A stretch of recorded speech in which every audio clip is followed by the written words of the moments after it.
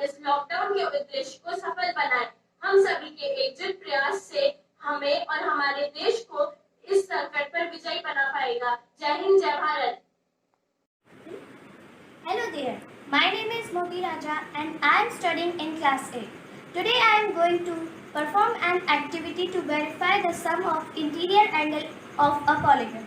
So let's start with a triangle. We have a triangle of side ABC. In this, we have marked angle A, angle B and angle C.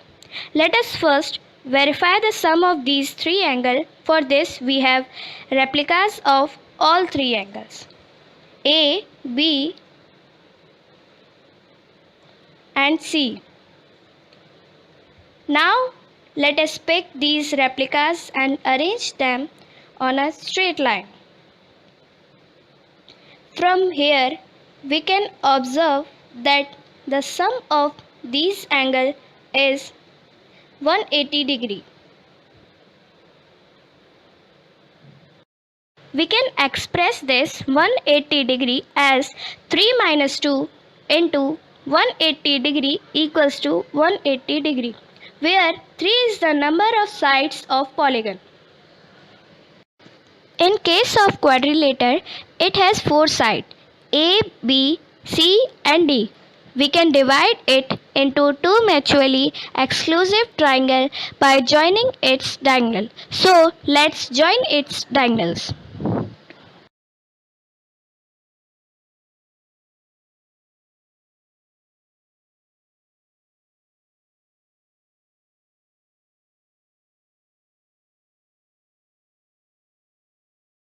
Now here comes a triangle ABD and second one triangle BCD. From here we can say that its sum of interior angle should be twice as of triangle. So its sum will be 4 minus 2 multiply 180 degree is equals to 360 degree. Let us take a pentagon. It has 5 sides. Again, we join the diagonals to form 3 mutually exclusive triangles. So, let us join its diagonals.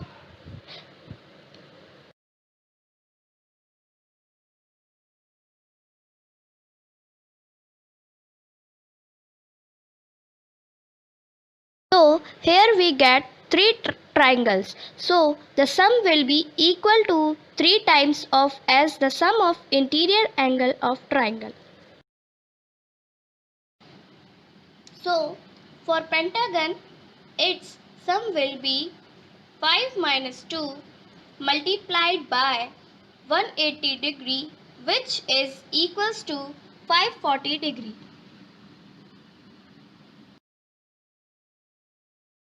From this activity, we can generalize that the sum of interior angle of a polygon is equal to n minus 2 multiplied by 180 degree, where n is the number of sides of a polygon.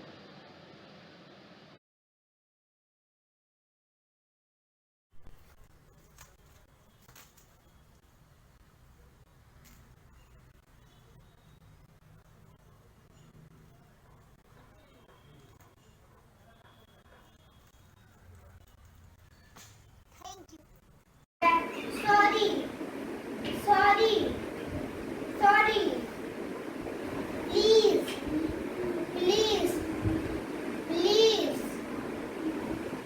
नमस्कार, मैं अनंत त्रिपाठी केंद्रीय विद्यालय CRPF बगरसिया Bhopal की कक्षा 9वीं का छात्र आज आपको शास्त्रीय संगीत के रागों द्वारा चिकित्सा के संबंध में कुछ जानकारी प्रदान करना चाहता हूँ। जैसा कि आप सभी जानते हैं कि आज के समय में विशेष रूप से कोरोना काल में सभी में विशेष रूप से बच्चों में मनोरोग जैसे डिप्रेशन अर्थात अवसाद, तनाव, गुस्सा, चिड़चिड़ापन की शिकायत बड़ों से भी अधिक है और इससे बचने के लिए काउंसलिंग के साथ मानसिक शांति की आवश्यकता है, जिसमें संगीत थेरेपी इसका सर्वोत्तम माध्यम है।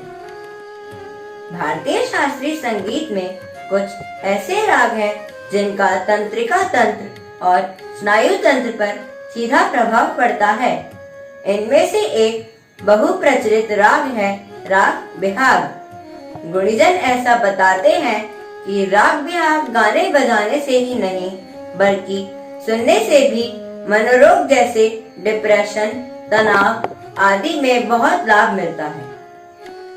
इस राग के साथ घुंघरू तथा तबले की संगत मन को प्रसन्न करती है और जब मन प्रसन्न होता है तो हम धीरे धीरे डिप्रेशन अर्थात अवसाद से बाहर आने लगते हैं। तो आइए आज हम सुनते हैं राग बिहाग।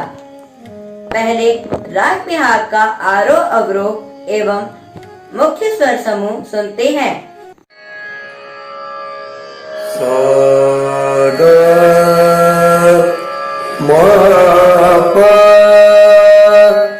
नि सा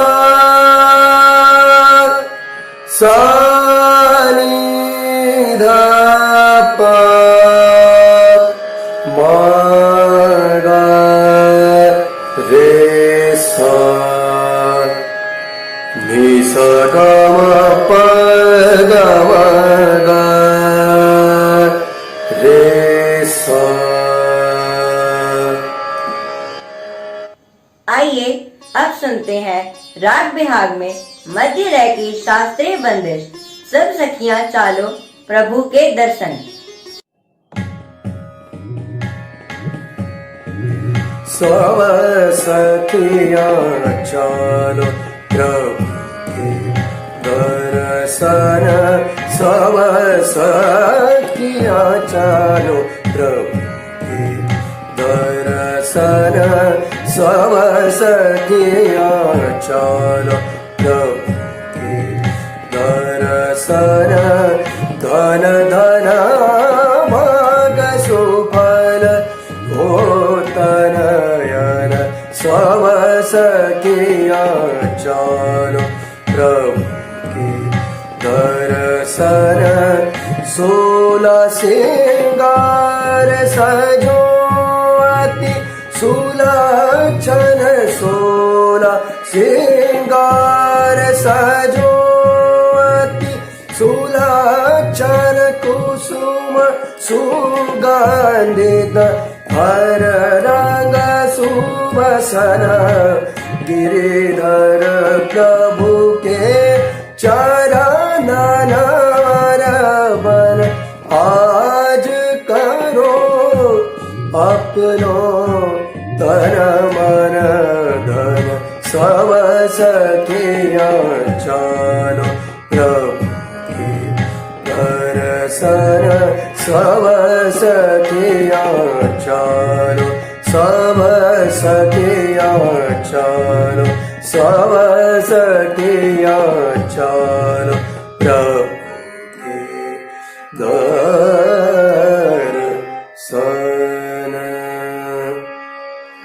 राग बिहार पर आधारित कई फिल्मी गीत भी हैं। उनमें से एक बहुत प्रचलित फिल्म का गीत जिंदगी के सफर में गुजर जाते हैं जो मुकाम। फिल्म का नाम आपकी कसम, जिसके गायक हैं किशोर कुमार, संगीतकार राहुल देव बर्मन एवं गीतकार हैं आनंद बख्शी। इस गीत को आपके सामने प्रस्तुत करने जा रही हैं विद्यालय की छात्रा कुमारी नियति सियोते। तो सुनिए ये मधुर गीत। जिंदगी के सफर में गुजर जाते हैं जो मकाम, वो फिर नहीं आते, वो फिर नहीं आते। जिंदगी के सफर में गुजर जाते हैं जो मकाम, वो फिर नहीं आते।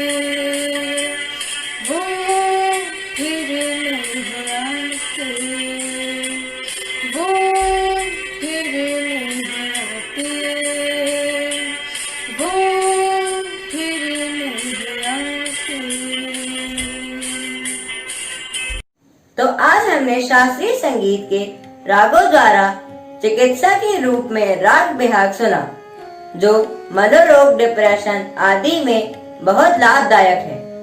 आशा करता हूँ कि आप सबको हमारा ये प्रयास पसंद आया होगा। धन्यवाद।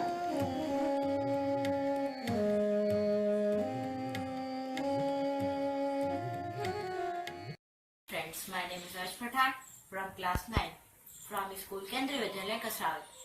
My today's topic is electric table fan. So, material required: first injection, CD, battery connector, motor and one fan. So start.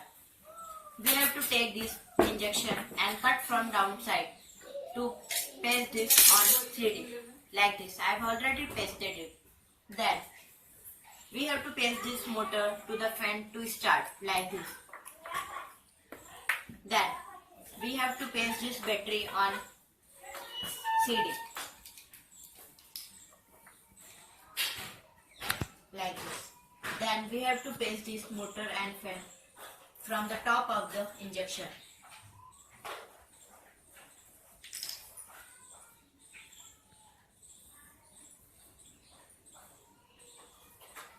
Then we have to connect this wire to the battery and the motor to start our fan.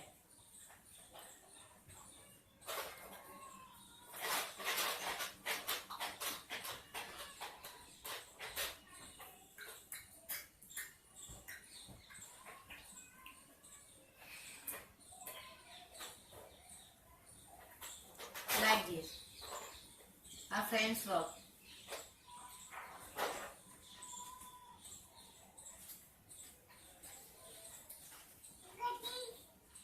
Thank you. Hello friends, अब हम सीखेंगे कि अगर हमारे पास 4 digits दे रखे हों जिसमें एक जीरो भी हो, और इनसे हम बनाना सीखेंगे कि कैसे हम बनाएंगे 4 digit greatest number, 4 digit smallest number. तो 4 डिजिट स्मॉलेस्ट नंबर बनाने के लिए तो हमारे लिए कुछ नहीं, इस पूरे को हम डिसेंडिंग ऑर्डर में अरेंज कर देंगे। डिसेंडिंग ऑर्डर मीन सबसे पहले सबसे बड़ा, फिर उसके बाद उससे छोटा 5 आएगा, फिर उसके बाद 1, देन 0। तो ये तो हो गया है हमारा ग्रेटेस्ट 4 डिजिट नंबर।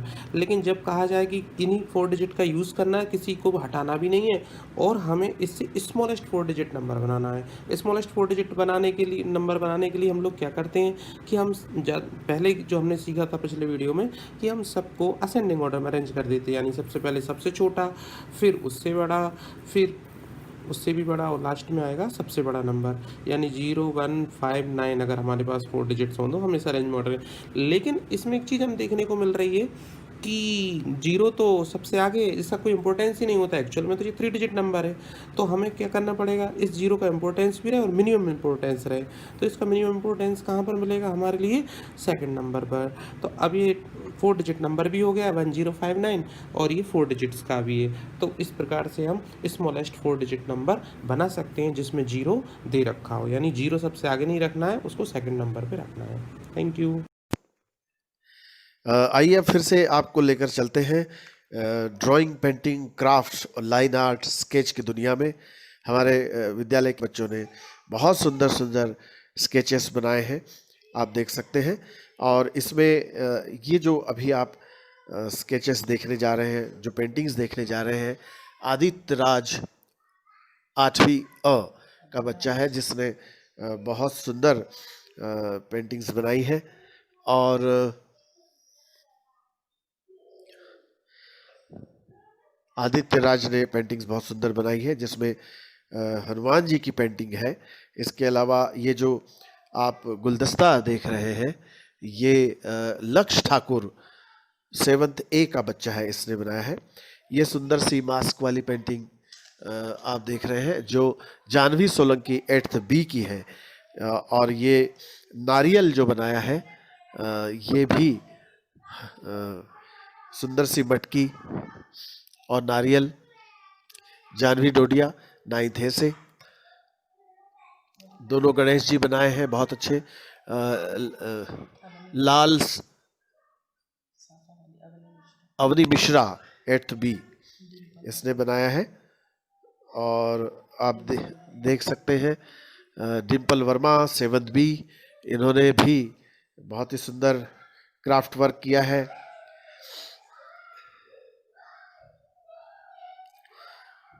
ये हमारे बहुत सारे बच्चों की एक साथ रखा गया है क्राफ्ट वर्क। आप देख सकते हैं कुछ पेंटिंग्स हैं, कुछ क्राफ्ट वर्क है, खूबसूरत चीज़ें बच्चों ने बनाई है। और ये सब कोविड-19 के दौरान ऑनलाइन जो क्लासेस ली गई हैं उसी के दौरान बच्चों ने अपने घर पर ये सब तैयार किया है, जिसमें खास जो ये ट्रे आप देखिए, खूबसूरत सा लाल ट्रे बनाया है। और ये नन्हे मुन्ने बच्चों की पेंटिंग्स,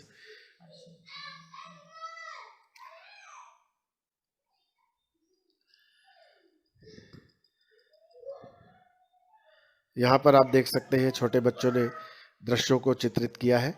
और ये भी नन्हे बच्चों की पेंटिंग्स हैं, स्केचेस हैं ये। और कुछ paintings Dona Yadav 8th A है, उन्होंने बनाई है। अब आप देख सकते हैं कुछ ये मास्क बनाए हैं हमारे बच्चों ने। ये मास्क भी बच्चों ने घर पर ही तैयार किए हैं। जानवी सोलंकी 8th B और डिम्पल वर्मा, लक्ष्य ठाकुर, नियति मोदिया, सब अलग अलग कक्षाओं के बच्चे हैं जिन्होंने सुंदर सुंदर मास्क बनाए हैं।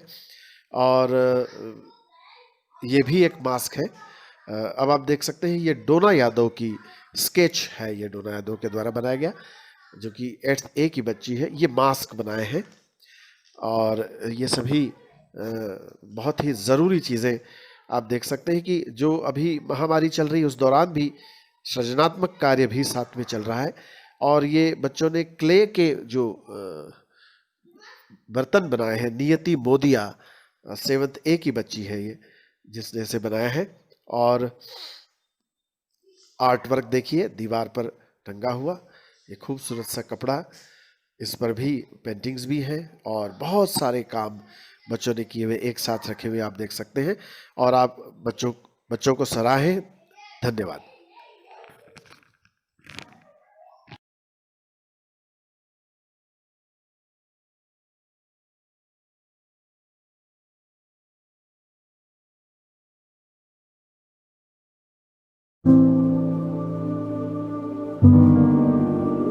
हमने 2 विद्यालयों के साथ मिलकर हिंदी भाषा कौशल विकास के लिए एक नया परियोजना कार्य प्रारंभ किया है। इस परियोजना कार्य में दोनों विद्यालयों के 80 छात्रों को लिया गया है। मैंने ये पाया कि केंद्रीय विद्यालय में विभिन्न भूभाग से जो बच्चे आते हैं, खासतौर से ऐसे बच्चे जो हिंदी भाषा क्षेत्र से नहीं हैं, वे पढ़ने लिखने में तमाम अशुद्धियां करते हैं। तो हमने सोचा कि लॉकडाउन के पीरियड में ऑनलाइन इनमें भाषा कौशल का विकास किया जाए। इसके लिए ये परियोजना कार्य हम लोगों ने प्रारंभ किया है। भाषा हमारे जीवन का अति महत्वपूर्ण अंग है। हर व्यक्ति को अपने विचार और भावों को अभिव्यक्त करने के लिए एक माध्यम की आवश्यकता होती है और भाषा इसके लिए सबसे सार्थक माध्यम होता है। परंतु हम अपने विचारों को सही से अभिव्यक्त करने हेतु कुछ कौशल होते हैं जिनके सही प्रयोग से ही व्यक्ति अपने विचार या भावों को सही अर्थ में सही रूप से किसी के समक्ष प्रस्तुत कर सकता है। भाषा के जो 4 प्रमुख कौशल हैं वह हैं सुनना, पढ़ना, बोलना और लिखना। इनके विकास के लिए हम लोगों ने बच्चों को व्हाट्सएप के माध्यम से विभिन्न क्रियाकलाप गतिविधियां हम उन्हें देते हैं। बच्चे व्हाट्सएप ग्रुप में भेजते हैं। उनको पढ़ने के बाद से व्यक्तिगत रूप से किस बच्चे ने क्या अशुद्धि की है ये गूगल मीट में चर्चा के दौरान हर बच्चे को बताया जाता है और निश्चित रूप से इसका सकारात्मक प्रभाव बच्चों के भाषा पे आ रहा है। बच्चे अच्छा कर रहे हैं। नमस्कार, मेरा नाम नंदिका जैन है। मैं केंद्रीय विद्यालय महू में कक्षा 7वीं की छात्रा हूँ। पुस्तकालय के भाषा कौशल विकास कार्यक्रम का हिस्सा बनने से मेरी हिंदी में निश्चित रूप से सुधार हो रहा है। इसकी गतिविधियाँ काफी रोचक और मजेदार हैं।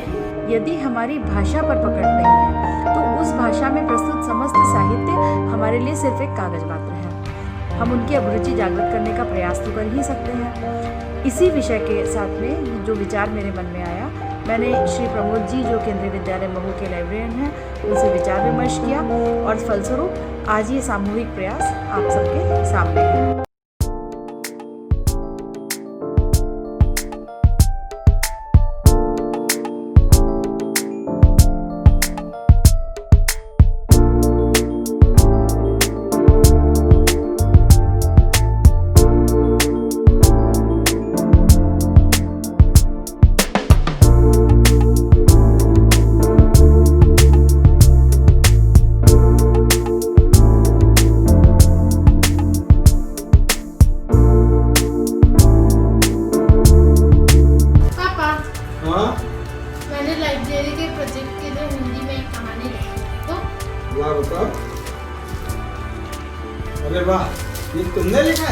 देखो तुम्हारा इसमें अच्छा इम्प्रूवमेंट हुआ और तुम्हारा इसमें इंटरेस्ट भी बना है अभी। शायद ये प्रोजेक्ट मिलने के बाद से हुआ है क्या ऐसा? हाँ।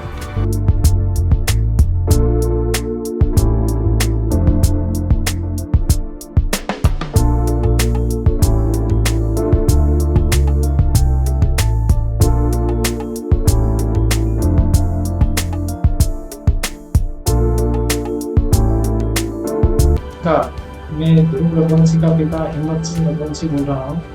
मेरा बालक केंद्रीय विद्यालय महू का छात्र है।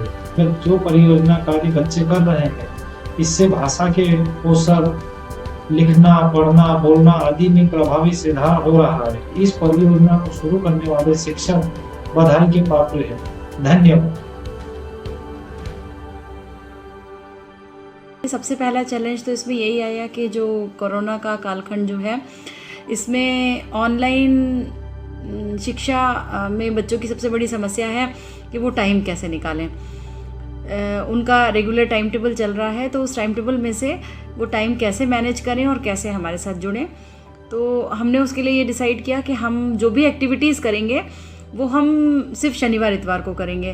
पहला वेबिनार जब हमने किया तो उसमें हमने विद्यार्थियों को बहुत सीधे सीधे कहा कि बच्चों, ये कोई प्रतियोगिता नहीं है, हमें भाषा की शुद्धता पे काम करना है। इसमें हम कहीं भी एक दूसरे से कोई प्रतियोगिता नहीं करेंगे। प्रोजेक्ट शुरू हुआ है, अभी हिंदी की भाषा विशेषज्ञ हैं बहुत बड़ी, और एक इंस्पेक्शन के दौरान उन्होंने ही मुझे ये सुझाव दिया था कि बच्चों को खाली किताबें पढ़ने के लिए प्रेरित मत करो, उनके भाषा की शुद्धता पे भी कुछ काम करो। निस्संदेह उनके शब्द भंडार में, उनके भाषा ज्ञान में भी कुछ वृद्धि तो हो ही रही है, कुछ भाषा की शुद्धता उनमें आ रही है, और यही हमारी सबसे बड़ी सक्सेस है, यही हमारी सबसे बड़ी सफलता है कि हम ऑनलाइन माध्यम में इस कोरोना कालखंड में भी बच्चों को कुछ देने में सक्षम हो पा रहे हैं।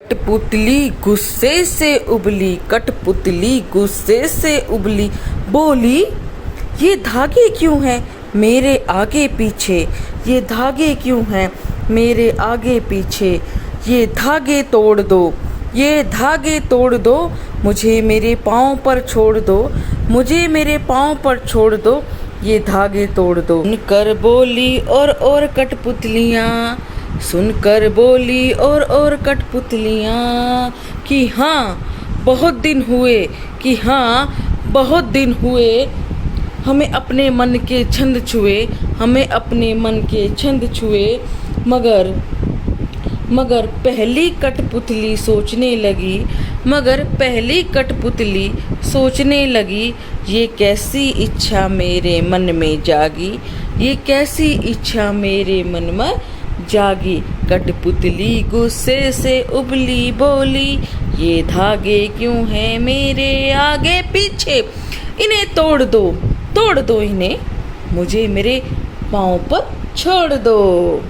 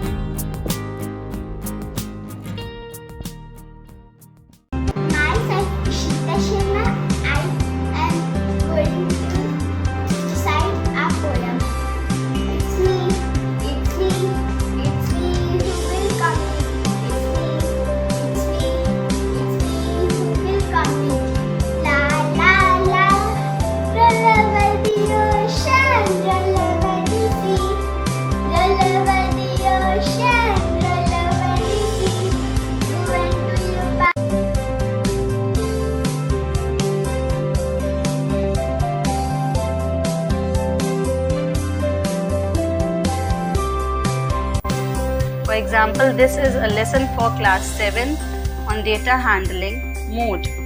In this lesson, I have put some content which students can read. Some examples are also given. Then there is a video embedded over here from my own YouTube channel. students can watch this for clearer understanding, and after watching and reading, they can check their understanding through this embedded Google Form short quiz. As this is a Google Form, now I can know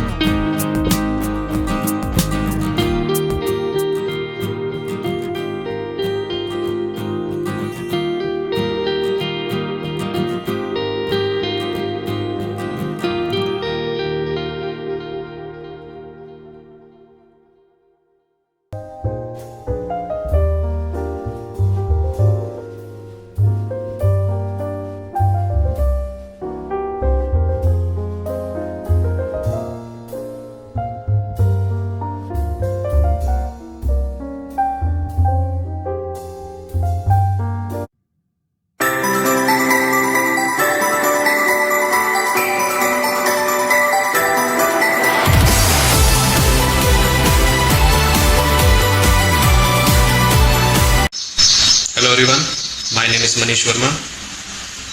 I am a PRT in Kendriya Vidyalaya Khargone. I teach EVS in class 2nd. In this video, one of my students is going to show an experiment on how air occupies space by using some simple objects like bottle, hand gloves and a bucket filled with water. That experiment was shown by me during my class. So now let's see the video. My name is Akshata Arya. I am a student of KP Khargone. I read in class 2nd A. Today topic is characteristic of air. My class teacher name is Mr. Manish Verma sir. Through this experiment we will come to know that how air occupies space. Let's do it.